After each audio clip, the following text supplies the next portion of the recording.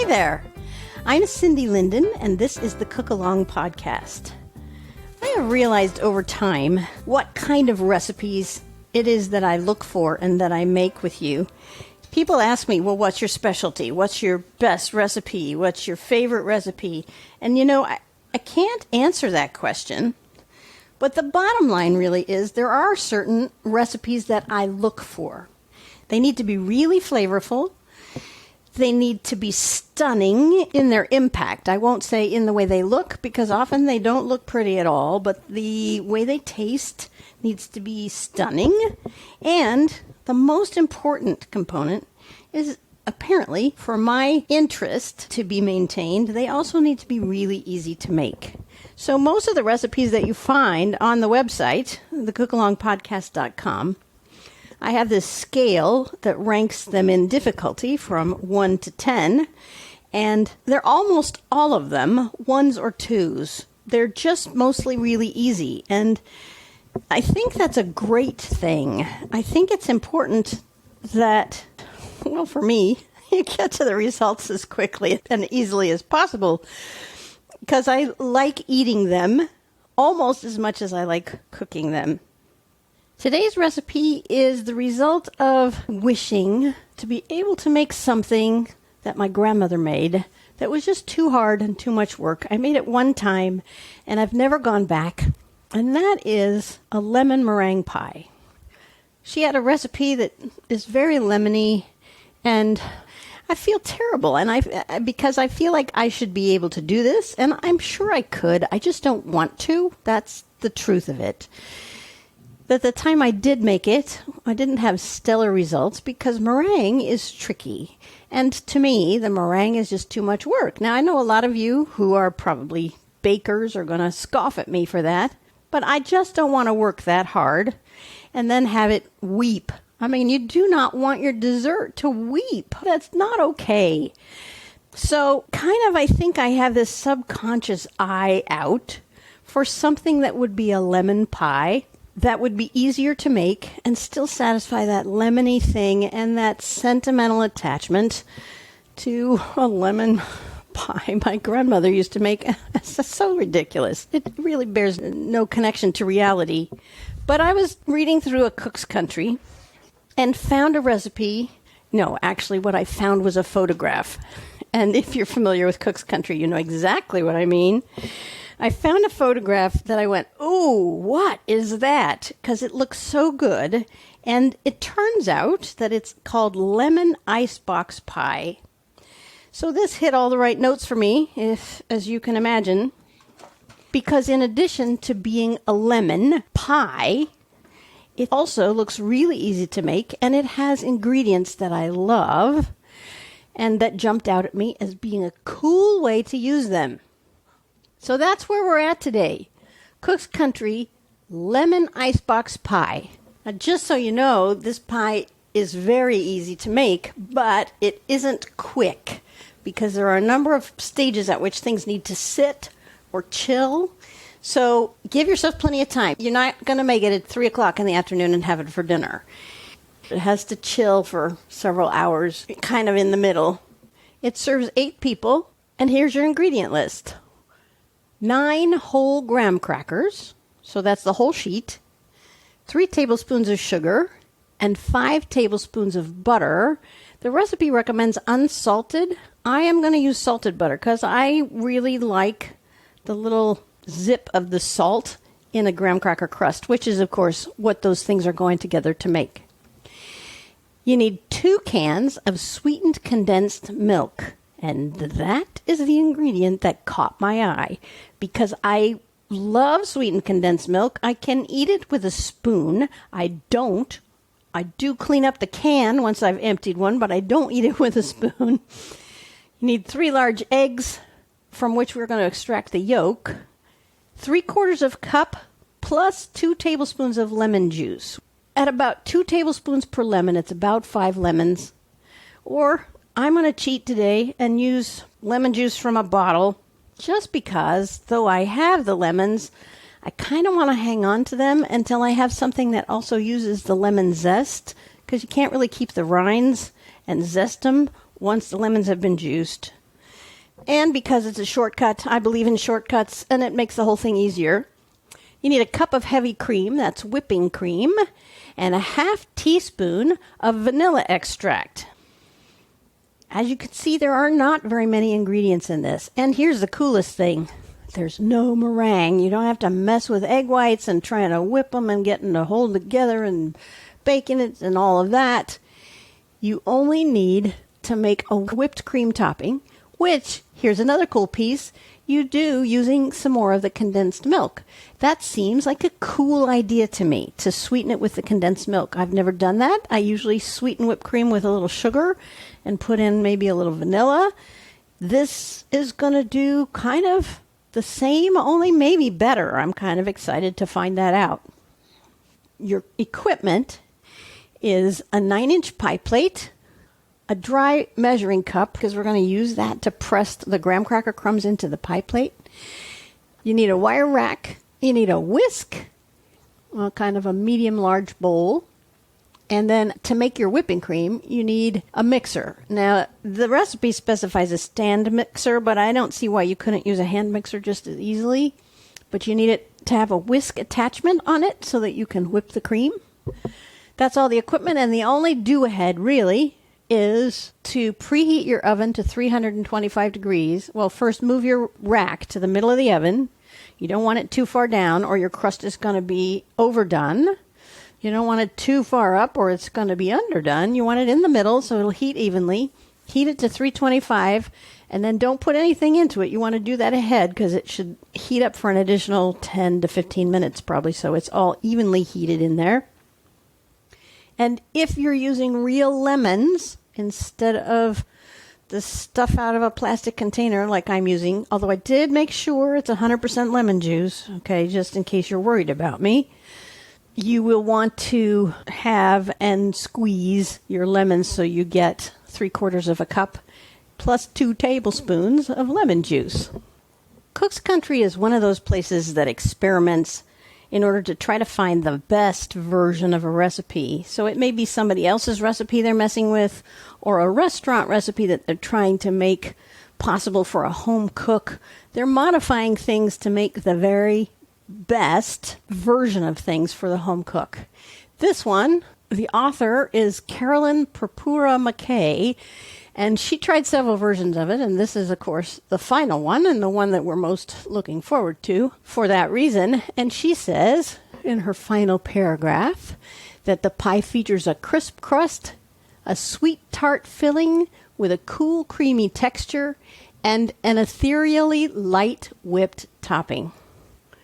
Now, if it hadn't already jumped out at me, that would be enough to convince me I should at least try this. I'm glad you're willing to give it a shot with me, or at least listen to me to see whether I make a mess of it, or I make a jewel for future to leave for my kids. So let's get to going with this crust. Oh, golly, there's one more piece of equipment that I should have mentioned. It's easiest to do this in a food processor if you have one. If you don't have one, you can also do it just by rolling the graham crackers out on a cutting board or something where you can get a rolling pin in there and just roll over them until you get a fine crumbs. I'm going to use my food processor, and you process the cookies, or graham crackers rather. They're more like cookies, aren't they? And the sugar at the same time. 9 of these crackers is in my box, which is a store brand from Kroger. Exactly 1 pack of graham crackers, which is convenient. And I am breaking them up into smaller squares so that they will process more evenly. So I'm breaking them into about 1-inch squares, all 9 of them. You know, now that I'm thinking about this, I would find it really wonderful if you have a recipe that came down from your grandmother that you still make, or that you've modified to make easier or have more current ingredients in them. If you have such a thing that you're interested in sharing on the Cook Along podcast, would you please contact me?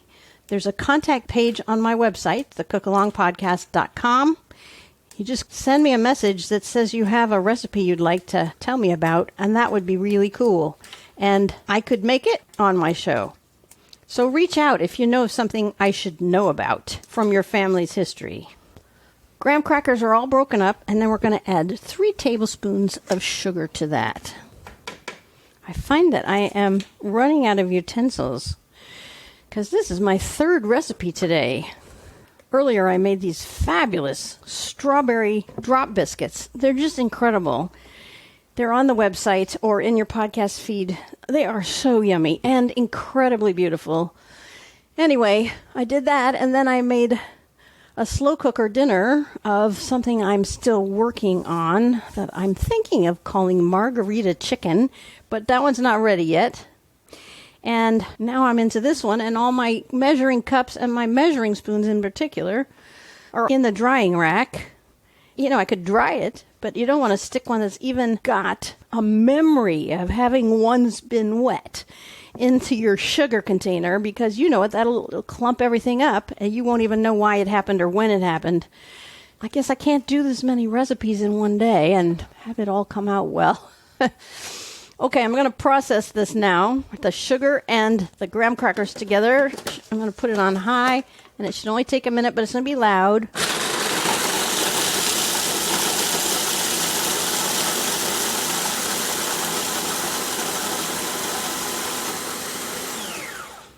That was really, really loud, but it didn't take long. Now we have a very fine dust of graham crackers and sugar. Now the butter. We want 5 tablespoons of butter, whichever kind you're using, salted or unsalted. There is no other salt in this recipe. I'm just saying that if you want the salt to brighten things up a little, the crust is the place to do it, even though the recipe doesn't really ask for it, and she supposedly tried several versions. I guess I don't trust her. Isn't that awful? I am going to use salted butter. I just am. And I am putting my 5 tablespoons into a ceramic bowl that has a lid, and I'm going to put it in the microwave. I'm just at this moment thinking about my grandmother and her lemon meringue pie and how I am doing this today, not only with an easier recipe, but also with modern appliances she could never have conceived of. Isn't that interesting? So the food processor that makes doing those cracker crumbs so fast and so easy, although her pie used a regular pie crust, not a graham cracker one. And then the microwave oven, you know, she would have had to melt the butter on the stove. It's just interesting how cooking has changed. So I'm putting this with a lid on it because I've learned that that's the fastest way to melt the butter. And meanwhile, I need to get out my 9-inch pie plate. Yes, I told you to do it. That doesn't mean I did it. And I'm putting my sugar away because we're actually done with that. All the sweetness of the rest is going to come from the condensed milk. I just started my toaster oven to preheat to the 325 because I'm going to try it in there. It's kind of a hot day. And aside from the fact that I already had my oven on today to cook those strawberry drop biscuits I told you about, I don't think I want it on anymore now that it's getting to be afternoon.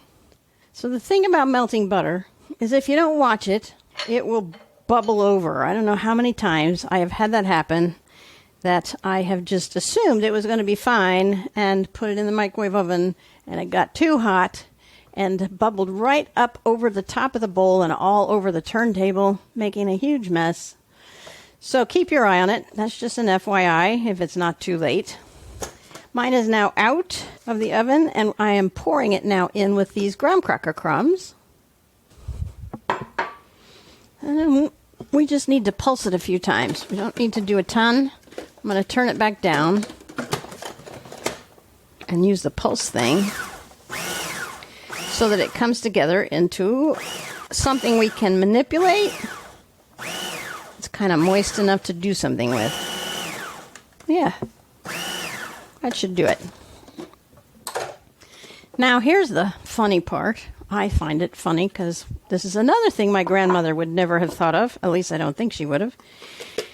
So now we pour all of these graham cracker crumbs into the pie plate we've got sitting here.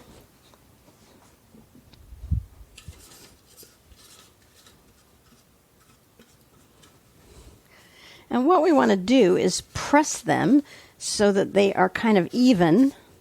If you like cooking, you've probably seen this done on videos online.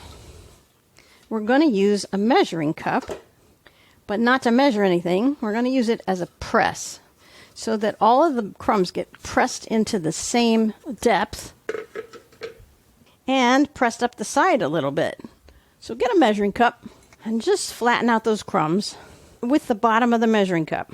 And then as you go around, what we want to do is try to keep the crust from getting too thick in any one place. And that's not only on the bottom, but also on the sides. So you're using the bottom of the measuring cup to push that crust up along the sides.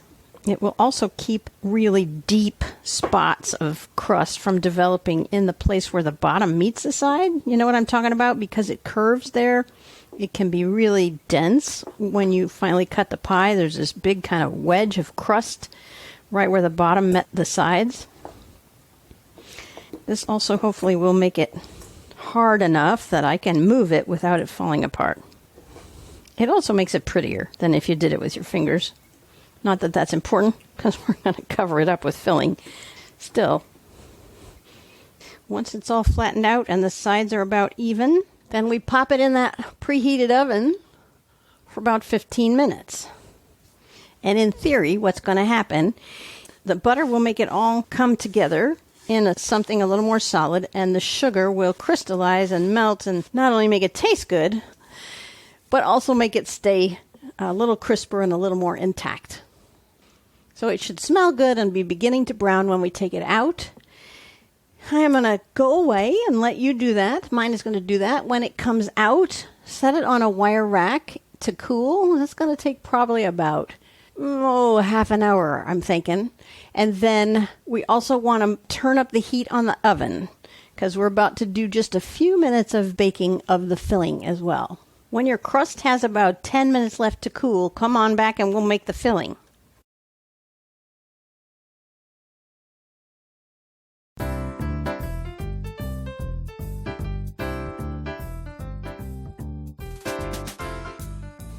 The crust has now kind of cooked itself into something pretty stable and solid, and I have 9 minutes left for it to cool, and hopefully yours is either at least that cool or more than that cool, and we're going to start with the next step. So you need a bowl for this one. That was my bowl, yes, and a whisk, and we're going to open the condensed milk. Mine has a pull top. See, look at all that good stuff on the lid I can eat later. And into a little bowl of some sort, you want to scoop 3 tablespoons of that condensed milk before we do anything else. You want to take out 3 tablespoons to save in a little bowl, because that is what's going to go into our whipping cream in a bit. You know what? I always have preferred whipping cream on a lemon pie. Meringue is not only hard to make, but really just not as luscious to my mouth as a whipped cream. All right, now we need egg yolks, 3 of them. So your 3 eggs at this point need to be separated with just the yolks going into this bowl. Now if you want to, if you have a use for it, you can save the whites and find something else to do with them later. But you just crack the egg over the place where you want the whites to go. And then open it gently and let the whites trail off, and then toss the egg yolk back and forth between sides of the shell until the white has run off. The other thing you can do is just put it in your fingers, except that gets messy-er. Once you have just the yolk left in the shell, you can drop the yolk into the bowl that you're going to make your lemon filling in. And you just need to repeat that, 3 times. I almost lost the yolk that time and almost came out with the white. Get off as much of the white as you can. But I find that eventually my yolk starts to break, and at that point you just take what you got. There's the last one. All right. Now I have these whites, and I don't, in my head, have any immediate thoughts about how to use them. I'll probably keep them in the fridge for a couple of days in case something does occur to me. Now the rest of the condensed milk from the can we already opened is going in with the egg yolks. Actually, I'm going to whisk those a little bit first. That might make them combine with the milk a little more easily. All right, now it's going in. It's so thick. You know, you can make dulce de leche out of this just by boiling the can. Well, it's not quite that easy, but almost. Don't try it without looking it up, okay? But you can totally see why it would be yummy as a dulce de leche, because it's so thick and rich that it almost feels like caramel sauce already. And that leaves just a tiny bit in the can that I can't get out with a spatula that I will have to clean out with my finger. And of course there's no way then to get it in the bowl, so I guess I'll just have to eat it. Can number 2 goes in there also. The whole can this time. Mine's been around my house for kind of a while. I don't know if it gets thicker as time goes on, but it kind of seems like it might. And you can kind of feel the sugar by the time you get to the bottom. All right, I think that's the best I'm going to get it cleaned out. And anyway, I want to leave myself a few little tidbits to clean up with my finger. I'm cleaning off my silicone spatula on the side of the whisk, and now we're just going to whisk it together. And that's a little bit of an exaggeration, because this milk is so thick, it's not really going to whisk, but what you're doing is blending it together till it's smooth. And beautiful, look at that. Okay, the next thing, that 3/4 of a cup plus 2 tablespoons of lemon juice, which I'm just squeezing out of my container. It kind of isn't a great container. It looks like oh my goodness, there goes the whole bunch of it. Well, that was a half a cup in that container. Okay, that was lame. Well, I still have a little Minute Maid, which I haven't been able to find in my store lately, so I'm going to use that to supplement. Up to the 3/4 cup amount. There we go. And then I'm adding 2 tablespoons. Now what we're going to do is slowly stir the lemon juice into this egg and condensed milk thing we got going on. I'm just going to kind of keep whisking it as I pour. You know what? I'm going to have to stop because it's not mixing in. The bowl's just spinning, which now smells wonderful. If your oven isn't back on and heating up to 375, it needs to be. So I just turned my toaster oven back on. A little more lemon juice, a little more whisking. Oh, I splashed out some lemon juice. There went one of my extra 2 tablespoons. Ay. Well, there's no way to measure how much that really was, so I'm just going to ignore it. And you might want to stir a little less vigorously in order to keep it from splashing out. Now the last part of it. There goes the rest of the lemon juice in. That beeping you hear is telling me that my pie crust has now been cooling for 35 minutes, which is perfect because now I have this filling ready to go. We are going to pour this. I'm going to taste it first. I probably shouldn't because it's got raw eggs in it. That'll do. Whew. Now this mixture we just made, we're going to pour into the pie crust that's now ready for us. It's not completely cool, but it's barely warm. I'm going to trust that it'll be okay. I think the trick is that we don't want it so warm that it could cook the eggs that we put in here. Now the person who came up with this version of this recipe tried several versions, and many of them were just refrigerated at this point. And she decided that it really was too goopy and not as set as she liked it. So she moved some ingredients around and changed some proportions, and then decided that she would bake it just for a few minutes. So your 375 degree oven is going to receive this pie, and it's going to cook in there for 15 minutes. Now that the filling is in there, you may want to kind of gently, very gently jiggle it around so that it flattens out at the top. And then it's just going into that oven. You want to take it out when the edges are beginning to set, but the middle is still jiggly if you shake it. And at that point, get it out of your oven, put it back on its wire rack to cool, and it needs to cool for an hour. So the next few instructions are these. Bake it for 15 minutes. See if it still jiggles in the middle. Take it out. Cool it on the wire rack for an hour. Once it's not hot anymore, put it in your refrigerator. And you're just going to leave it there. This is the part I warned you about at the beginning. At least 3 hours or up to a whole day before we can put the topping on. While we're waiting for the pie to chill, we also want to put the 3 tablespoons of condensed milk that we saved out. Let's put that in the fridge so it'll stay cold, and that way it'll incorporate into the whipped cream better. And ditto, if you feel like encouraging your cream to whip more easily, put your mixing bowl and your whisk attachment both in the fridge, or if you got space, in the freezer, and that will help it whip when we're ready. When you're ready for the topping, you can come on back and I will tell you what to do with the rest of that condensed milk you've got and the remaining 2 ingredients.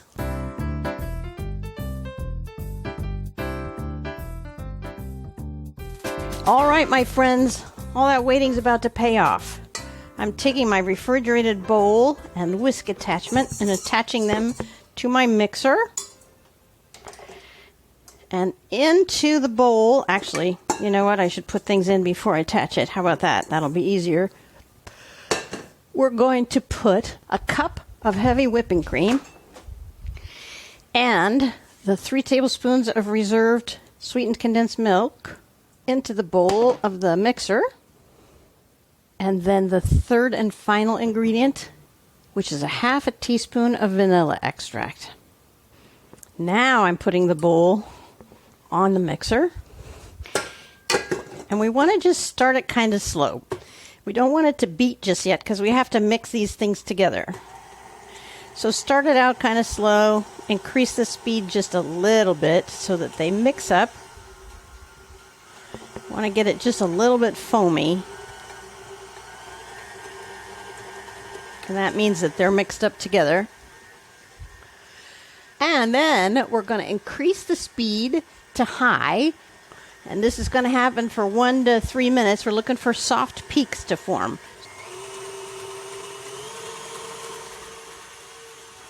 Soft peaks means that when you turn the mixer off and lift up the mixer out of the whipping cream, there will be mountains that form with a peak that sort of flops over just a little bit. It's not stiff peaks.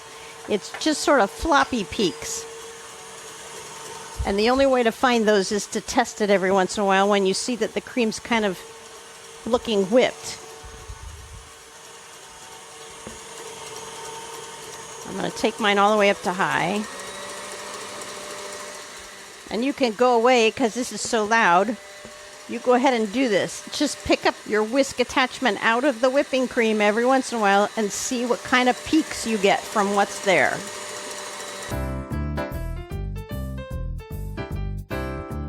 And now the final step before eating. Get your pie out of the fridge and set it somewhere safe and flat. It looks pretty right now.